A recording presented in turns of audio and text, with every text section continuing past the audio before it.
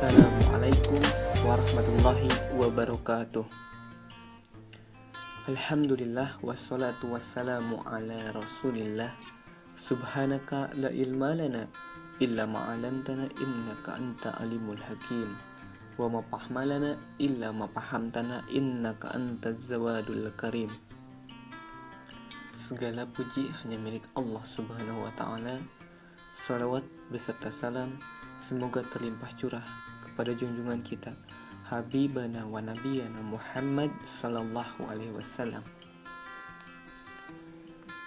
Insyaallah pada kesempatan kultum kali ini saya akan menyampaikan tema bagaimana caranya seluruh aktivitas kita bernilai ibadah di mata Allah subhanahu wa ta'ala.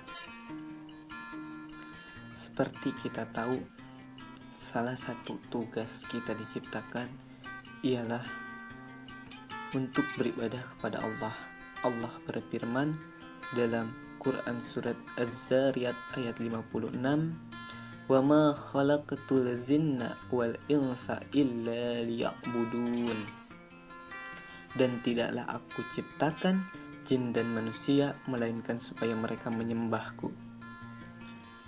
Bisa kita beri penekanan bahwasannya tidaklah aku ciptakan jin dan manusia melainkan supaya seluruh aktivitas hidupnya bernilai ibadah di hadapanku. Jadi menjadikan seluruh aktivitas kita bernilai ibadah di mata Allah. Perlu kita sadari bahwasannya di kalangan masyarakat banyak yang beranggapan bahwasannya ibadah itu ialah hanya ibadah mahdoh saja. Tapi ghairu mahdoh sering tidak dianggap sebagai ibadah. Perlu kita ketahui, mahdoh itu ialah ibadah yang tetap. Contohnya sholat, rokaat dalam sholat tetap itu subuh 2 rokaat. Contohnya ada orang misalnya si B ingin lebih ibadahnya lebih, dia melebihkan rokaat sholat subuh, bisa atau tidak? Tidak, karena mahdoh itu ialah ibadah yang tetap seperti rukun Islam, sholat, zakat, puasa yang wajib. Tetapi ghairu mahdoh ialah ibadah sunnah yang dicontohkan oleh Rasulullah SAW. Seperti contohnya senyum, itu pun merupakan ibadah. Jadi bisa kita garis bawahi bahwasannya seluruh ekosistem kehidupan bisa bernilai ibadah ketika kita niatkan seluruh aktivitas kita atau aktivitas yang akan kita jalani diawali dengan niat karena Allah dan diawali dengan doa. Maha sempurna agama Islam. Di Islam semua telah ada doanya. Ketika kita bangun tidur sampai tidur lagi, bahkan masuk WC pun itu sudah diatur kaki mana dulu yang masuk duluan dan yang keluar kaki mana dulu. Begitupun masuk masjid. Dan Islam memudahkan lagi, apabila kita tidak hafal doanya, kita cukup dengan menyebut nama Allah. Bismillah, dengan bismillah aktivitas yang kita lalui itu bisa bernilai ibadah di mata Allah subhanahu wa ta'ala.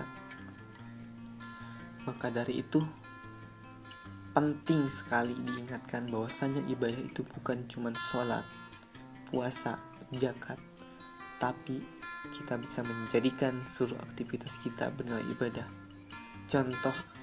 Contohnya seperti ini. Ketika ada si A dan B, dia minum, si A membaca bismillah dulu, sedangkan si B tidak membaca bismillah dulu. Kira-kira mereka hilang gak hausnya? Atau contohnya ketika mereka minum, kemudian minum, keduanya minum, yang satu baca bismillah, yang kedua tidak, fungsi dari minum itu menghilangkan haus kan? haus tersebut hilang atau tidak? Pasti haus keduanya hilang, tapi yang baca bismillah dulu mendapatkan nilai pahala di hadapan Allah, yang tidak bismillah dulu tidak mendapatkan nilai pahala, tetapi fungsinya tetap berjalan, yaitu menghilangkan haus. Nah, itu contoh atau analogi sederhananya. Jadi setelah kita tahu bahwasannya seluruh aktivitas kita bisa bernilai ibadah di mata Allah, mari kita awali seluruh aktivitas kita dengan niat kepada Allah, dan diawali dengan membaca doa kepada Allah Subhanahu wa ta'ala. Karena Allah pun berfirman dalam surat Al-Asr, wal asri innal insana lafi husrin illa alladzina amanu wa amilus solihati wa tawassaw bil haqqi wa tawassaw bis sabri. Demi masa, sesungguhnya manusia itu benar-benar dalam kerugian, kecuali orang-orang yang beriman dan mengerjakan amal soleh, dan saling menasihati supaya menaati kebenaran, dan saling menasihati supaya menepati kesabaran. Dalam artian, jika tidak ingin rugi, mari kita jadikan seluruh aktivitas kita bernilai ibadah di mata Allah, dan memanfaatkan waktu sebaik mungkin sehingga setiap harinya ibadah kita meningkat dan kehidupan kita bernilai ibadah di mata Allah. Karena hari ini harus lebih baik dari hari kemarin, dan hari esok harus lebih baik daripada hari ini. Sekian kultum dari saya, mudah-mudahan bermanfaat dan kita bisa memanfaatkan waktu kita dan menjadikan seluruh aktivitas kita bernilai ibadah di mata Allah. Sekian kultum kali ini, mudah-mudahan bermanfaat. Apabila ada kesalahan itu datang dari diri saya pribadi, dan apabila ada kelebihan atau ada ilmu dan ada nasihat, itu datangnya hanya dari Allah Subhanahu wa ta'ala. Sekian dari saya, mohon maaf apabila ada kesalahan. Wassalamualaikum warahmatullahi wabarakatuh.